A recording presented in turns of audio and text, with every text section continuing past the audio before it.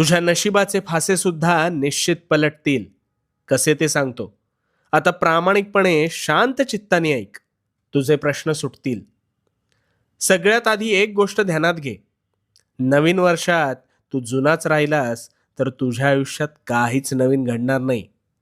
गोंधळलास ना? आता एक गोष्ट ऐक. दोन घनिष्ठ मित्र होते.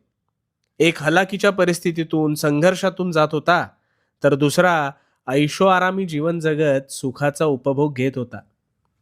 त्या गरीबाला नेहमी वाटायचं आपल्यावर देवाने काहीतरी अन्याय केलाय. पण हा श्रीमंत मात्र कधीही उठायचा, कधीही झोपायचा, आयते अरबट चरबट खायचा. काही वर्ष सरली.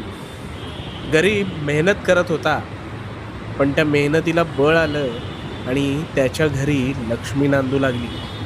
तर दुसरीकडे संपत्ती असून सुद्धा श्रीमंत मुलाला शारीरिक हालचाली